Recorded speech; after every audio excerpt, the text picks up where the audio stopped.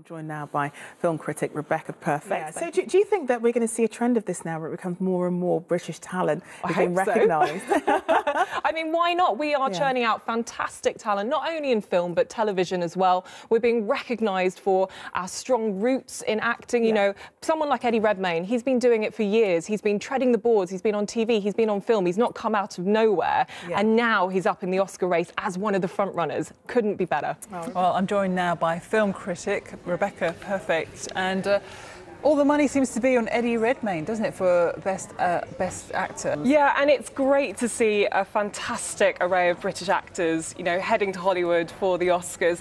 I think Eddie Redmayne has done an incredible job in The Theory of Everything. He is almost transformed like a chameleon to become Stephen Hawking in this film. Benedict Cumberbatch, again, a great performance, but if I was to pick two people that the race was against, it would actually be Michael Keaton and Eddie Redmayne for this. It's an amazing performance from Michael Keaton as well.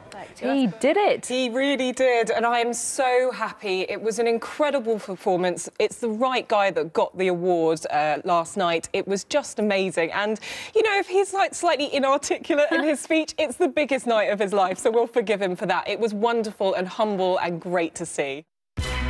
Got so many British members going over to Hollywood to showcase an array of talents. We've won anyway, because it's great to show America what we can do. And if we have one of them win, then fantastic. But we didn't just have one of them win. We won in so many different categories with lots of different Brits picking up awards. And I think it's really positive. I think George Clooney, though, paid tribute to his new wife Amal as well. I'm sure she was very happy. Reserved, though. But I mean, he was getting a Lifetime Achievement Award there. We're not used to seeing him giving those public displays of affection, are we, really? I think it actually really hits him. Throughout the whole speech, he's very humble throughout it, and he's, you know, trying to pick out those light moments of joking with his colleagues just to maybe save himself from, you know, cracking up a little bit and having a bit of a tear, because it did look like he was on the verge of that. But it's lovely. You know, he is in the public eye all the time with his relationship with Amal, and I think it's a really nice sort of, you know, thing to give to her as well. So why don't you do that for us? Yeah, OK, so Whiplash, for instance, is going to come out in about a week and a half's time. It's one of those films which really gets your heart thumping. It gets you really excited. It's about a guy who goes to a conservatoire for music and wants to be the best drummer ever. OK. And it's about obsession, excitement. It's also about, you know, unorthodox teaching, and it's really, really a thrilling ride. I think that this is going to be 50 Shades of Yay. I think whatever the critics say, this is already tipped to be the highest grossing film of the year. Fans of the books will be going in their droves to see whether or not Christian Grey lives up to expectations on the screen. It's going to be full of intrigue for anyone that just wants to see what a steamy book adaptation can look like, and I think it will do well.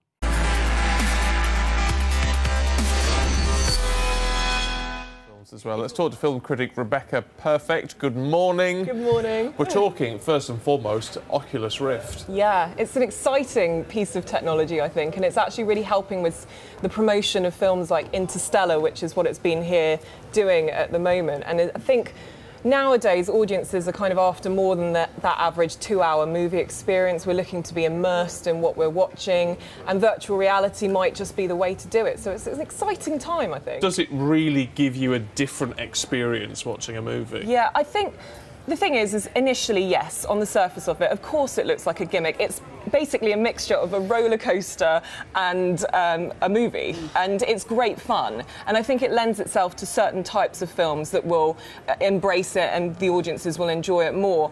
Whether or not it has more of a long-term effect, I would like to think so, because I think what we're looking for as cinema goers is something to keep us more engaged in the movies that we're watching. We're looking for more of those greater cinema experiences. So maybe if it does well in this initial sort of run of things, then maybe we will see it for a bit more long-term. I would try and go for the experience. It wouldn't be something I'd do every week, but certainly something that I would give it a go every now and again. Brilliant, Rebecca. Yeah, good to get your views on that.